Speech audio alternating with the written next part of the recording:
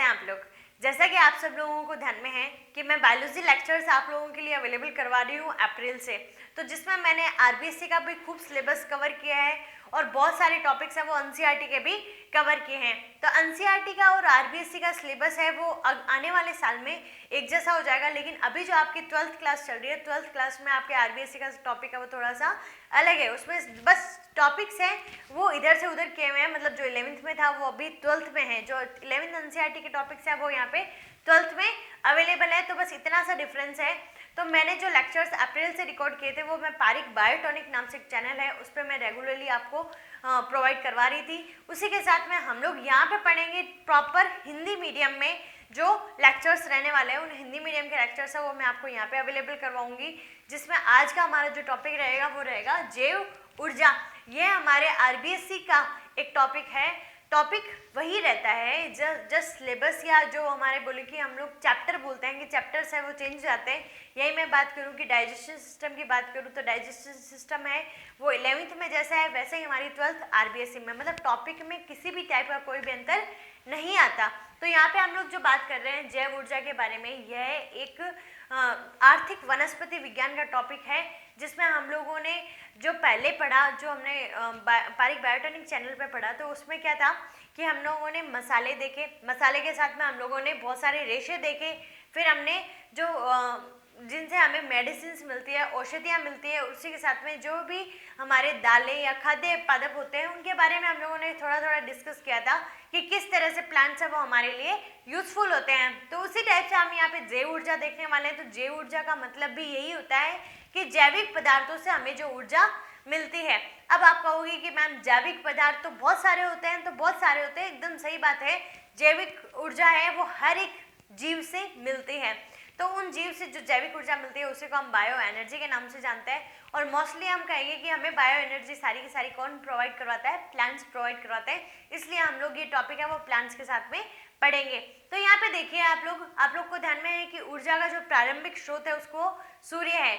सूर्य से ही ऊर्जा है वो हम लोग एब्जॉर्व करते हैं। तो हम लोग डायरेक्ट एब्जॉर्व नहीं करते, प्लांट से एब्जॉर्व करेंगे, प्लांट उसका कार्बनिक पदार्थ बनाएंगे और वो कार्बनिक पदार्थ हम लोग एब्जॉर्व करेंगे। ऐसे नहीं कि हम लोगों ने इनऑर्गेनिक मटेरियल देख लिया, आप लोगों ने टॉपिक्स पढ़े होंगे तो उनमें यही देखा होगा कि प्लांट है वो रॉ मटेरियल के फॉर्म में कौन कौन सी चीजें हैं वो अवशोषित करता है, देन वो प्रकाश संश्लेषण के दौरान फूड बनाने का काम करता है। तो उसी टाइप से हम लोग जो जैव ऊर्जा पढ़ रहे हैं, तो जैव ऊर्जा में एक लाइन लिख रखी है आपके कि किसी भी राष्ट्र का सकल राष्ट्रीय उत्पादन उसकी ऊर्जा खपत के समानुपाती होता है।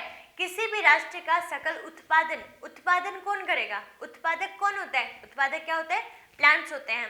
तो प्लांट्स की क्वांटिटी जितनी रहती है, मतलब एक खेत है, उस खेत में कितनी हमने खेती की है वो उस खेत का क्या होगा? उत्पादन होगा।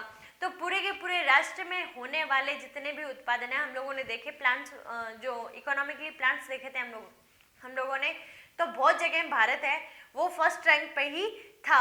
तो हम लोग जहाँ पे हमारे राष्ट्र के उत्पादन की बात कर रहे हैं, तो उत्पादन में हमें उस उत्पादन को करने के लिए क्या करना पड़ेगा? ऊर्जा का उपयोग करना पड़ेगा। तो ऊर्जा की जो खपत होती है उसके समानुपाती होता है। तो आप लोगों की लाइन समझ में आ गई होगी। हम लोग प्लांट्स में भी प्रकाश संश्लेषण पढ़ रहे थे, तो उस टाइम भी यदि प्रकाश संश्लेषण में कार्बनिक पदार्थ का संश्लेषण हो रहा था, उत्पादन हो रहा था ग्लूकोज का, तो ऊर्जा की खपत हो रही थी। तो ये लाइन आपको वहीं से समझ में आ जाएगी, किसी भी राष्ट्र का सकल राष्ट्रीय उत्पादन उसकी ऊर्जा खपत के समानुपाती होता है।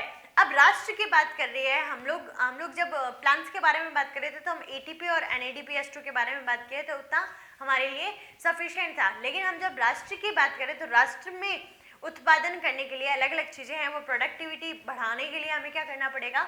हमें बहुत प्रकार की यहाँ पे ऊर्जा का खपत करना होगा। तो यहाँ पे जो ऊर्जा की खपत है वो दो प्रकार की है। आप लोगों ने जो संसाधन पढ़े हैं, आप लोगों ने देखा है कि जो प्राकृतिक संसाधन होते हैं उनको दो भागों में डिवाइड किया जाता है। तो वही क्या हमारे लिए ऊर्जा के स्रोत है। तो यहाँ पे संसाधनों को दो भागों में डिवाइड किया जाता है, अनवीकरणीय और नवीकरणीय। मतलब क्या हुआ कि अनवीकरणीय मतलब जिसका वापस उत्पादन नहीं किया जा सकता, और नवीकरणीय का मतलब जिसका उत्पादन वापस किया जा सकता है, जो वापस रिन्यू हो सकते हैं। अब रिन्यू होने का होगा कि जो अनवीनीकरण है उसका जो हमारे राष्ट्र के उत्पादन में योगदान है वो कितना है?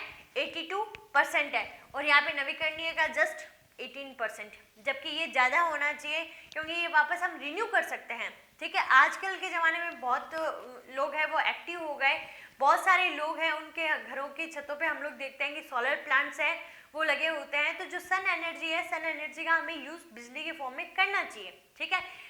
जो नॉर्मल लाइट हम लोग यूज़ करते हैं उसके बजाय। तो आजकल के लोग हैं वो जागरूक हो रहे हैं इस मामले में। तो यहाँ पे देखिए कि ऐसे ऊर्जा के स्रोत जो निश्चित मात्रा में उपलब्ध हो और जिनका पुनर्निर्माण संभव नहीं होता, वो क्या होते हैं, अनवीकरणीय स्रोत होते हैं।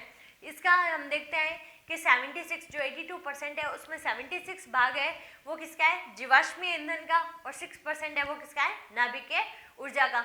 जीवाश्मीय ईंधन में आपको ध्यान में है कि जीवाश्मीय ईंधन क्या है, जीवाश्मीय ईंधन यहाँ पे कोयला, पेट्रोलियम वगैरह क्या है, यहाँ पे जीवाश्मीय ईंधन है। और नाभिकीय ऊर्जा, जो नाभिकीय ऊर्जा यूज होती है वो भी क्या रहेगी, अनवीकरणीय रहेगी। फिर हम बात करते हैं यहाँ पे नवीकरणीय के बारे में, जिनका वापस रिन्यूएशन हो सकता है, वापस वो रीजनरेट हो सकती है।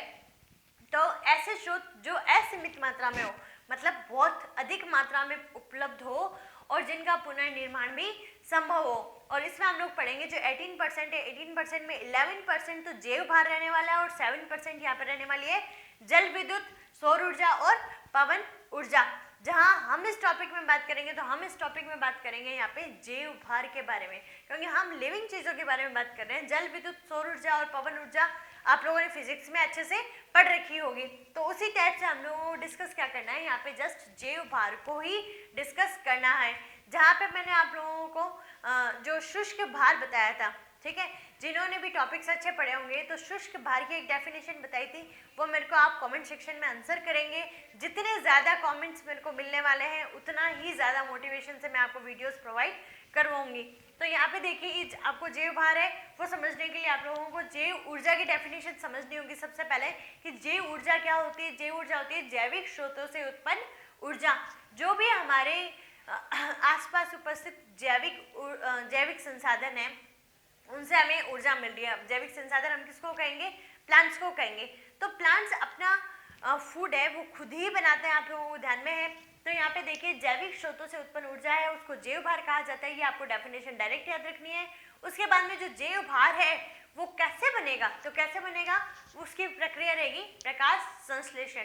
पादप है वो अकार्बनिक पदार्थों को H2O को और CO2 को लेके क्या बनाता है, हमारे लिए फूड बनाता है, हमारे लिए कार्बनिक पदार्थ का फॉर्मेशन करते हैं। तो वो कार्बनिक पदार्थ है वो हम ग्रहण करेंगे तो हमारी बॉडी के अंदर भी कार्बनिक पदार्थ है वो स्टोर रहता है। उसी के अलावा हम लोग बात करते हैं, जैसे आप लोगों ने खाद्य श्रृंखला पढ़ी होगी, तो खाद्य श्रृंखला में उत्पादक होता है, फिर उपभोक्ता होता है, प्राइमरी जो प्राथमिक उपभोक्ता होता है, द्वितीयक उपभोक्ता, तृतीयक, चतुर्थ, और उसके बाद में अपघटक। तो हर एक में अपनी अपनी कार्बनिक पदार्थ है वो उपस्थित है। तो हम इनडायरेक्टली और डायरेक्टली किस पे निर्भर है, जैविक चीजों पे निर्भर है।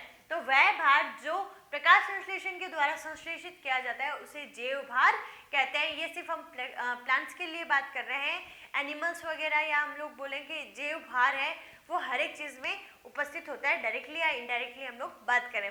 फिर हम बात करते हैं कि जैव ऊर्जा के जो प्रमुख स्रोत है, किस तरह से हमें जैव ऊर्जा है वो मिलेगी। तो जैव ऊर्जा का प्रारंभ सबसे ज्यादा मेजर स्रोत है वो क्या है, जैव भार है। और जैव भार के ही यहाँ पे अलग अलग टॉपिक्स दे रखे हैं, लेकिन आपकी बुक में ये सारे के सारे टॉपिक्स अलग से अवेलेबल है, तो मैं अलग से ही वीडियो बना दूंगी इनका, कि जैव भार है तो जैव भार, जलाऊ लकड़ी, जो लकड़ी जलाने के लिए यूज करते हैं हम, गोबर गैस, ये भी प्लांट जो गोबर है वो किससे मिल रहा है हमें, एनिमल से मिल रहा है। तो एनिमल क्या है, जीव है, तो ये भी क्या हो गया, एक जैव गैस या हम बायोगैस के नाम से इसको बोल सकते हैं। फिर बायोडीजल, बायो नाम आ रहा है मतलब कि किसी न किसी प्लांट से हमें डीजल मिल रहा है, जिसके अंदर हम पेट्रोपादप के बारे में पढ़ेंगे।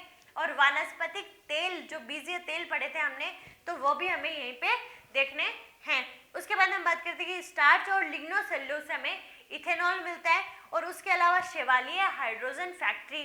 तो इस तरह से हमें ये सारे के सारे स्रोत पढ़ते हुए देखना है कि किस तरह से जैव ऊर्जा का निर्माण होता है। तो यहाँ पे देखिए मैंने एक चीज और लिखी है, वो है जैव ऊर्जा के महत्व है। तो जैव ऊर्जा के लक्षण लिख लो, चाहे जैव ऊर्जा के महत्व है वो किस तरह से है, ये आपके क्वेश्चन पूछा जाता है। आपसे क्वेश्चन यहाँ पे किस तरह से पूछा जाएगा, आपसे क्वेश्चन पूछा जाएगा कि जैव ऊर्जा की डेफिनेशन आपको ध्यान में रखनी है। उसके अलावा जैव भार की डेफिनेशन, दो क्वेश्चंस यहाँ पे कवर हो गए। उसके अलावा आपसे पूछेंगे जैव ऊर्जा के कोई दो महत्व लिखो, तो मैंने यहाँ पे 4 लिखे हैं, उनमें से कोई भी आप 2 लिख सकते हैं। और यहाँ पे पूछा जाएगा कि जैव ऊर्जा के कोई भी 2 स्रोत के बारे में समझाओ। तो या तो इनका एक्सप्लेनेशन पूछ लिया या जस्ट इनके नाम पूछने से भी हमारा क्वेश्चन है वो कवर होता है। तो यहाँ पे देखिए कि जैव ऊर्जा का जो महत्व है वो यह है कि यह सस्ती है और नवीकरणीय और स्थानीय स्तर पर उपलब्ध है। नवीकरणीय का मतलब कि वो वापस रीजनरेट की जा सकती है, और सस्ती और यहाँ पे स्थानीय स्तर पर अवेलेबल बोला तो जैसे हम लोग विलेज एरिया में बात करें तो विलेज एरिया में हम लोग गोबर गैस ही बनाना चाहते हैं, तो गोबर हमें खूब मात्रा में मिल जाएगा। उसके लिए हमें कोई फैक्ट्रीज लगाने की जरूरत नहीं है, उसके लिए हमें कहीं से ऑनलाइन ऑर्डर करने की जरूरत नहीं है। तो ये क्या हो गया, स्थानीय स्तर पर अवेलेबल है और सस्ती प्रक्रिया है।